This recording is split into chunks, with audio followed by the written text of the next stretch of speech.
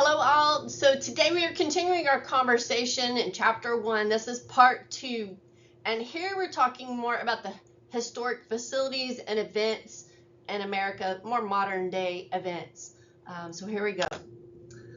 So here is a picture on the left of my husband and I went to Boston last August, so 2023, and this is a picture of Fenway Park, and we were at a Zac Brown concert.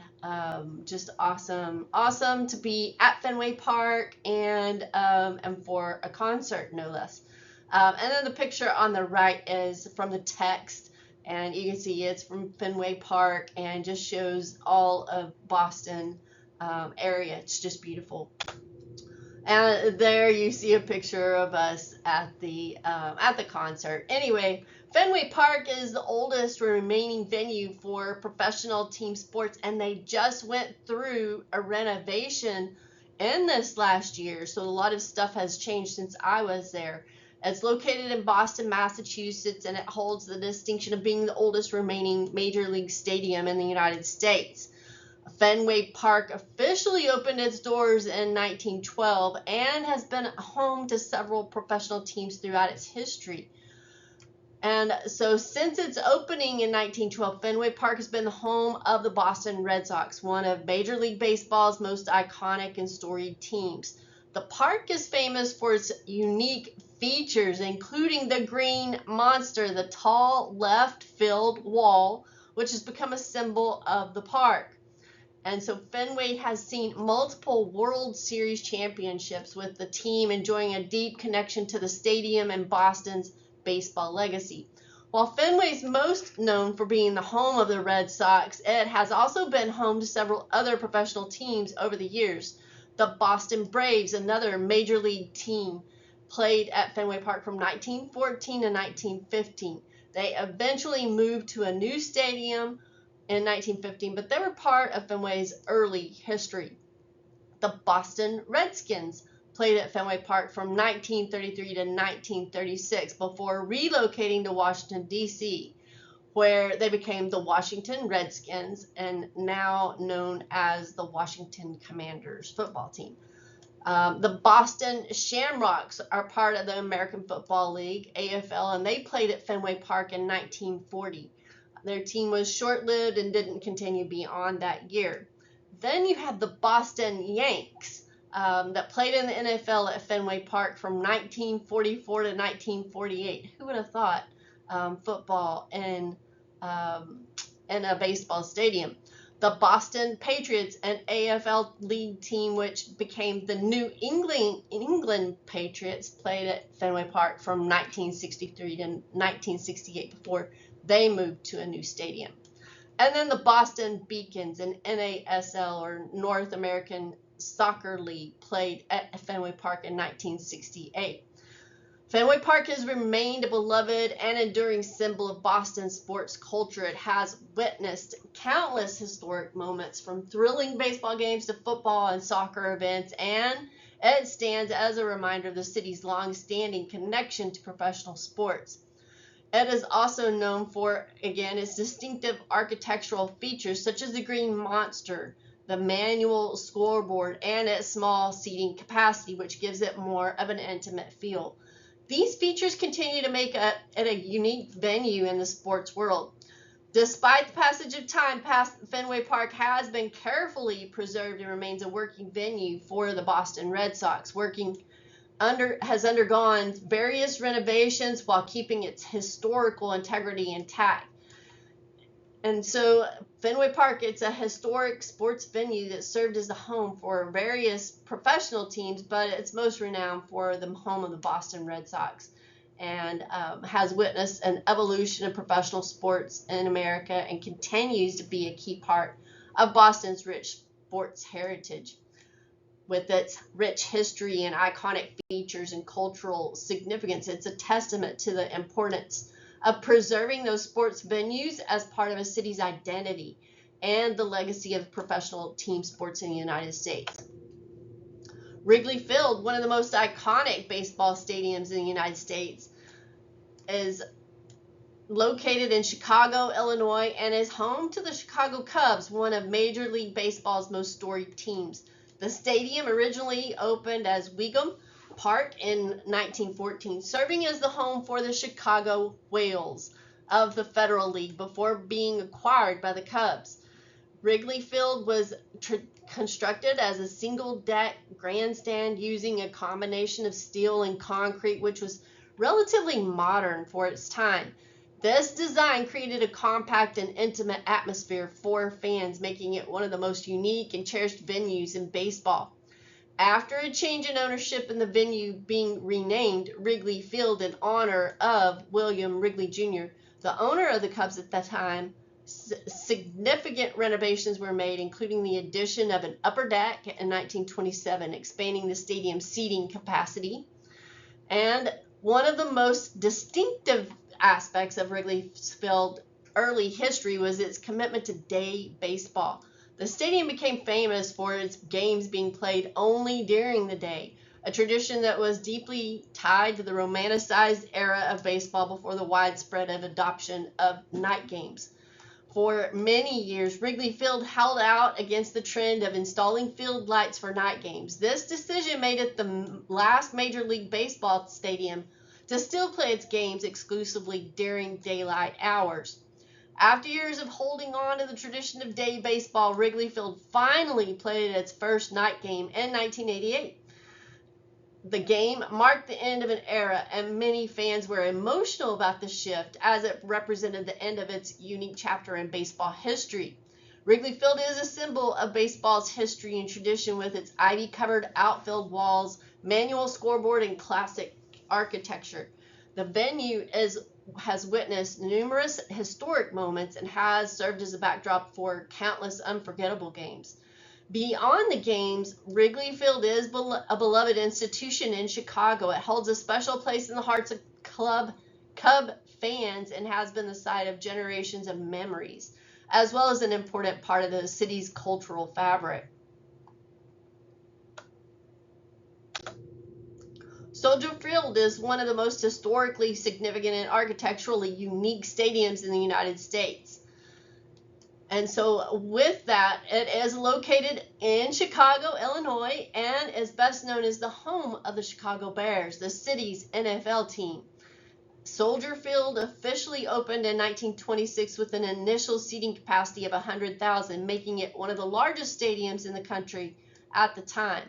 Soldier Field was originally developed with the goal of attracting the Olympic Games to Chicago. The city's vision was to create a large, modern stadium that could accommodate thousands of spectators for an Olympic event, contributing to the city's growing reputation as a center for sports and international events. The stadium was built in a neoclassical style and featured grand colonnades or columns around the structure, giving it a monumental and stately appearance. In the early 2000s, Soldier Field underwent a major transformation between 2002 and 2003. An entirely new stadium structure was constructed within the confines of the original bowl and colonnades. This renovation was designed to bring Soldier Field up to modern standards while maintaining its historic appearance. The renovation resulted in a modern stadium with upgraded amenities and seating, but it also sparked controversy due to the dramatic contrast between the new structure and the original historic design. While the colonnades were preserved as part of the new design, the transformation was seen by some as a loss of the stadium's classic architectural identity. Soldier Field has been the home of the Chicago Bears since its opening in 1926. The stadium has hosted numerous historic games, including several NFL playoff games and the Super Bowl 20 and 1985. Beyond its use as a football venue, Soldier Field has hosted soccer matches, concerts, and special events, contributing to its role as a vital part of Chicago's cultural landscape.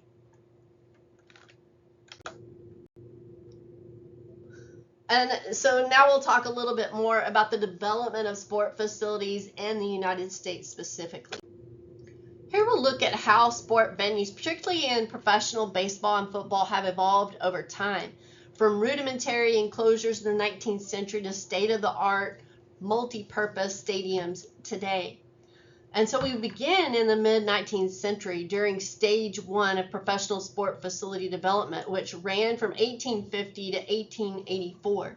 At this time, facilities were basic and often temporary, consisting of enclosed fields to control access and generate revenue through ticketed admissions. This was a crucial period because it marked the shift from casual games played in open fields to more organized events with paying spectators. Some key innovations were basic enclosures were erected around the fields, the ticketed admission was introduced as a revenue model, and just some examples of facilities were Union Grounds in New York City, Avenue Grounds in Cincinnati, and South End Grounds in Boston. So Union Grounds in New York City was one of the first enclosed ballparks, introducing the idea that sport could be a commercial venture. Imagine what this must have looked like. No luxury seating, no concessions, just wooden fences to keep fans from sneaking in. And then we go to stage 2, which is the wooden area. And here, this is about 1885 to 1902. And so with this, you saw a significant upgrade to wooden structures and dedicated seating areas for fans. Teams began investing in grandstands and pavilions, creating a better viewing experience for spectators. The key innovations with wooden grandstands for seated viewing, pavilions for protection from weather, and manual scoreboards introduced for game updates. Some examples of facilities: West Side Park in Chicago and the Polo Grounds 2 and 3 in New York City. So while wooden construction allowed for larger, more organized seating, it had drawbacks. So many of the ballparks faced devastating fires. For instance, the Polo Grounds had to be rebuilt multiple times due to fires caused by the flammable materials. So then we enter into the steel and concrete era, stage 3, which is 1903 to 1919, and baseball-specific venues. So stage 3 brought about a revolution with the use of concrete and steel, making stadiums safer, more durable, and larger. The era is often referred to as the birth of the classic ballpark. Some key innovations were steel and concrete construction for durability, and the development of baseball-specific venues. So, for example, some facilities: Forbes Field in Pittsburgh, Shibe Park in Philadelphia, and Wrigley Field in Chicago.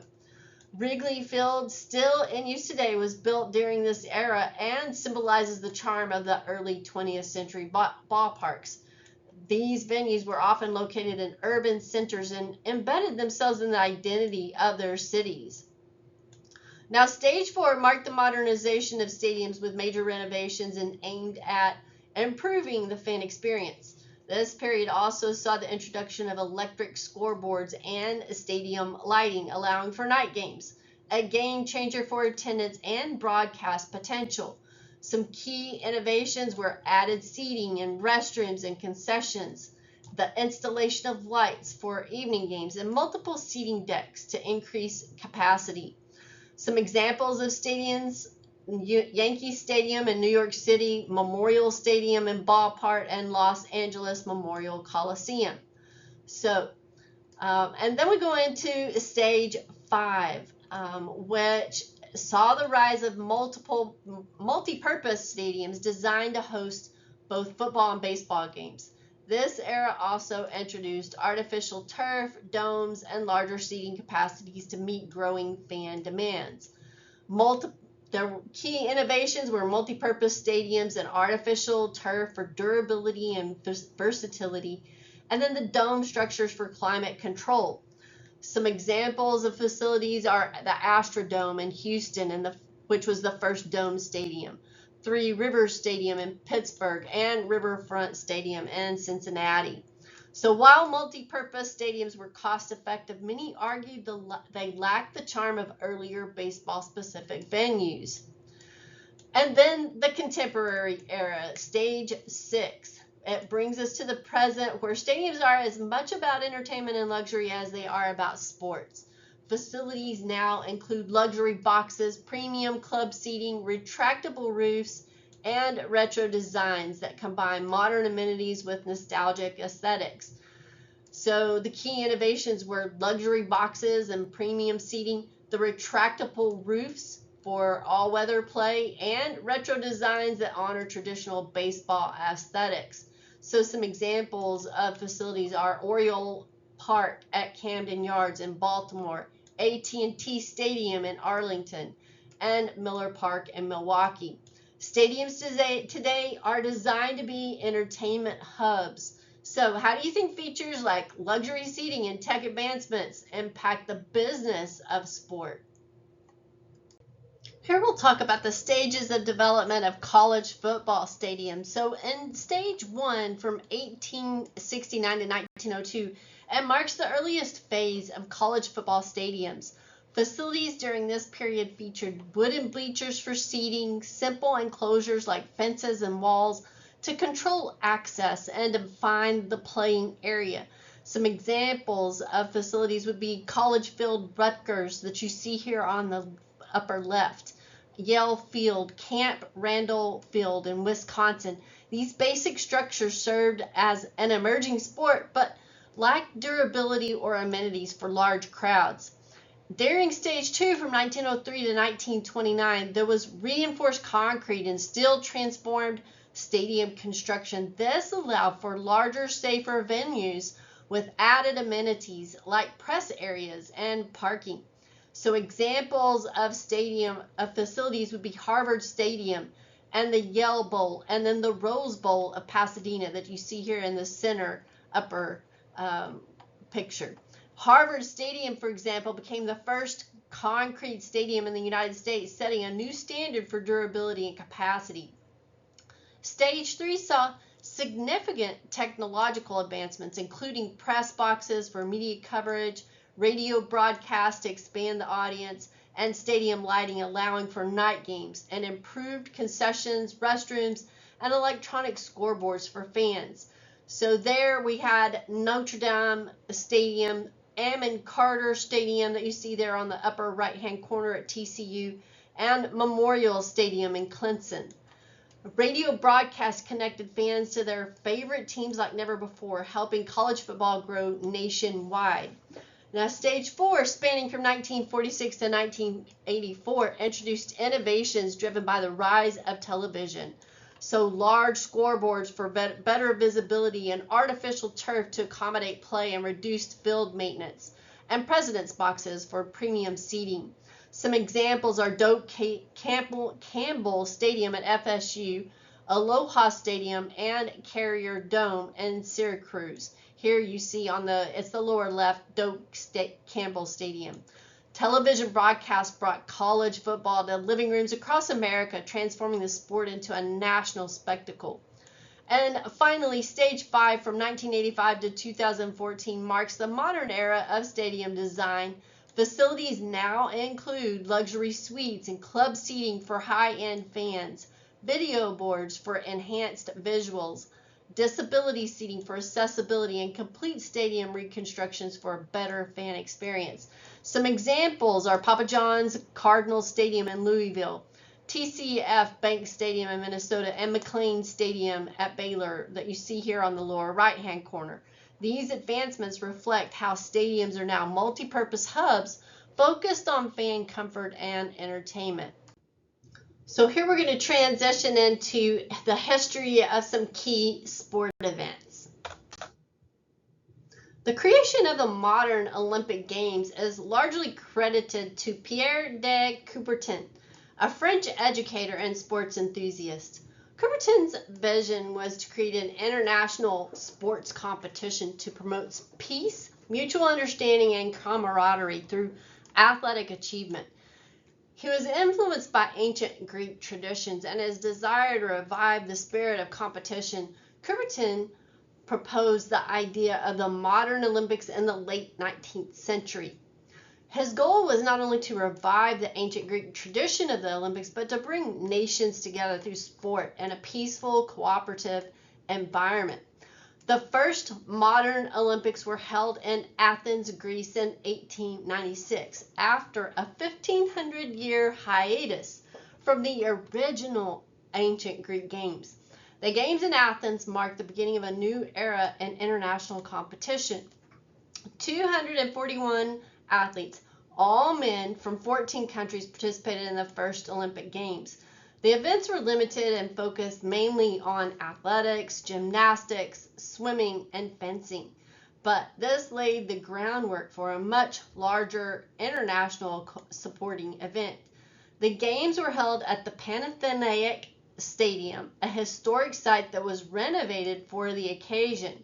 The success of these games inspired Coubertin to make the event a regular occurrence every 4 years. The Olympics, while modest in size, showed the potential of the Games to unite nations through sport.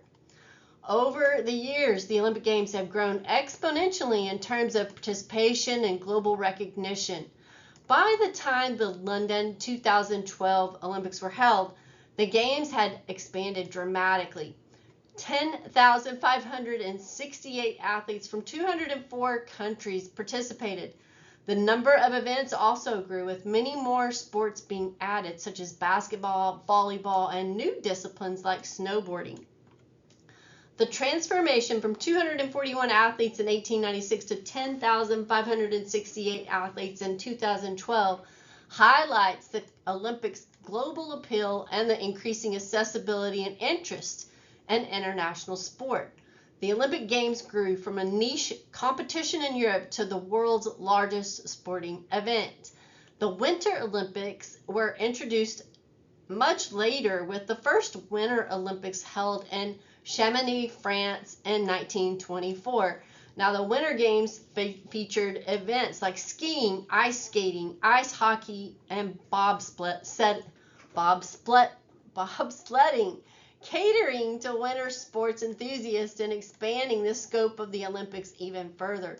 These games, originally small in scope, have grown into a major international sporting event, now featuring sports like snowboarding, freestyle skiing, and curling.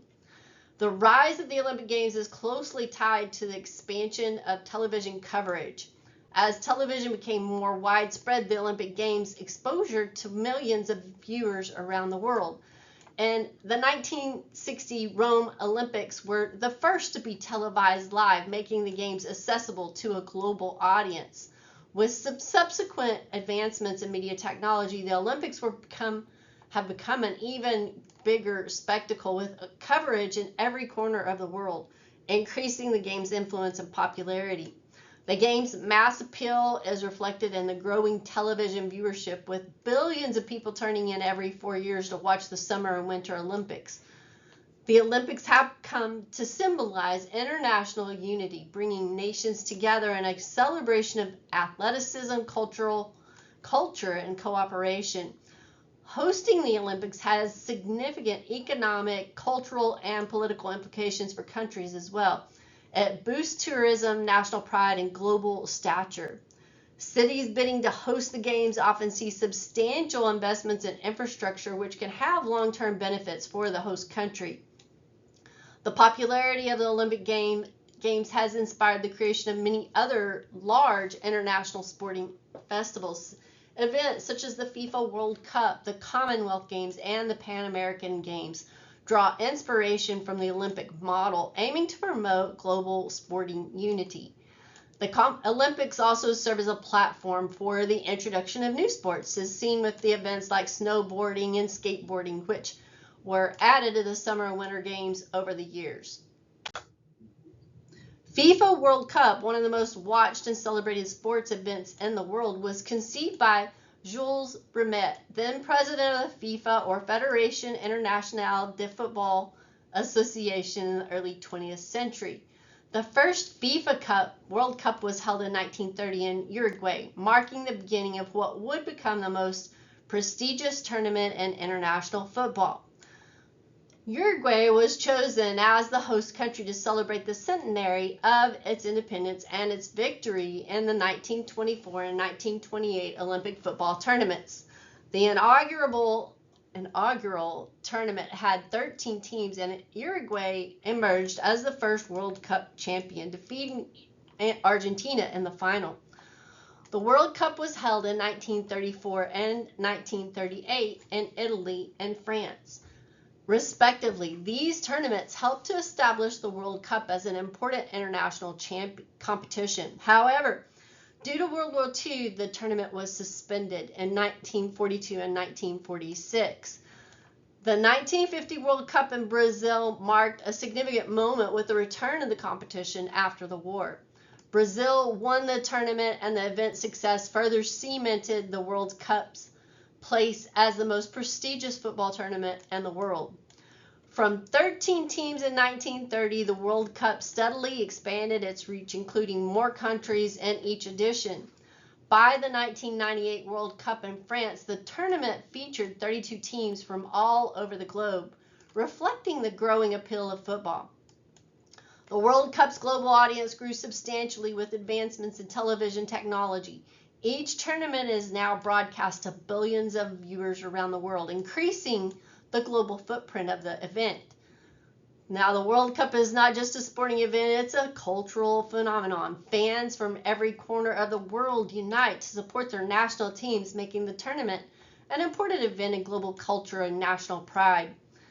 The 1970 World Cup in Mexico is often regarded as one of the best tournaments in history, where Brazil won their third title with legendary players like Pelé. Diego Maradona's Hand of God goal and his brilliant solo effort in 1986 led Argentina to victory, marking that tournament as one of the most memorable. Zinedine Zidane's performance in 1998, leading France to their first World Cup victory on home soil, is another unforgettable moment. The World Cup has become home to some of the greatest footballers in history, shaping the sport and contributing to its global growth. The tournament has evolved with better tactics, more competitive teams, and higher standards of play. And the tournament is an event watched by billions across the globe. The competition now involves 32 national teams, although plans are underway to expand this to 48 teams starting in 2026. The modern tournament is an incredible spectacle featuring cutting-edge technologies, stadiums, and increasingly professional level of play. The economic impact of the World Cup is enormous. Host countries see significant boosts in tourism, infrastructure development, and international attention. It also attracts millions in sponsorship deals and advertising revenue. Its influence extends beyond football. The event brings together countries and cultures, fostering a sense of global unity and promoting peace throughout sport. The FIFA World Cup's legacy goes beyond the tournament itself and has helped to grow the sport of football or soccer globally, particularly in regions like Africa, Asia, and North America, which have seen increased interest and success. The future of the World Cup looks bright, with more teams competing and the tournament continuing to expand in terms of global reach, technology, and cultural impact. As the world changes, the World Cup will remain one of the largest sporting events in the world, uniting countries and cultures through the beautiful game of football, or soccer as we know it. The first Super Bowl took place on January 15, 1967 at the Los Angeles Memorial Coliseum, uniting the dominant NFL and the younger AFL. This inaugural event, where the Green Bay Packers defeated the Kansas City Chiefs 35-10, marked the start of an annual tradition that revolutionized sports business and media. Today, the Super Bowl is a cultural and media giant. It dominates U.S. TV watch ratings, holding the top 4 most watched broadcasts in history. For example, Super Bowl 2015 drew 114 million viewers, showcasing its massive appeal and unparalleled advertising power. Companies pay millions for 30-second spot ads due to the event's global reach and consumer engagement. The Super Bowl is a week-long spectacle combining sports, entertainment, and commerce. It generates millions for host cities through tourism and hospitality. Brands like Pepsi, Coca-Cola, and Nike compete for visibility. The event's commercials highlight strategies in brand engagement and consumer behavior.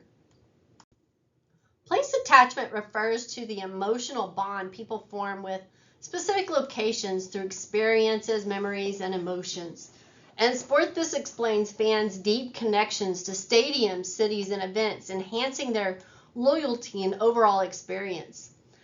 There's a tripartite model of place attachment, and with that tripartite, we're talking about the person, which is the individual or group or fans, players, or communities who forms the attachment. For example, a fan develops an emotional tie to a stadium where significant memories were created.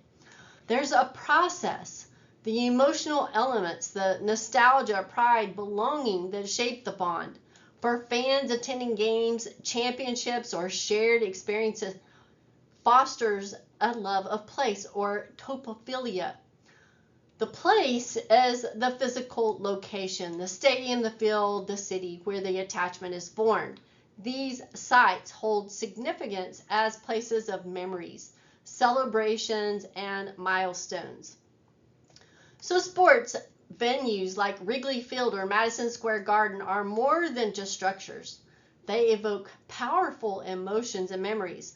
Fans' deep attachment drives traditions, unwavering support, and even travel to iconic locations, influencing organizations' branding, marketing, and application and engagement strategies. If we put that in terms of sport management, you have to think about that as stadium design. So you want to create spaces that foster emotional connections and shared fan experiences. Places for people to do their selfies. Marketing, highlighting unique aspects of cities or venues to deepen that fan loyalty. Community engagement, strengthening local pride and involvement through initiatives tied to a place. And also fan retention, leveraging that emotional bond to improve ticket sales and loyalty programs and fan participation. Before the 1980s, facility and event management lacked formal recognition, often falling under general operations or hospitality roles. Tasks were handled by individuals from engineering, construction, or business backgrounds without specialized training. Groups like the International Association of Venue Managers emerged, offering networking, advocacy, and professional development around the 1980s.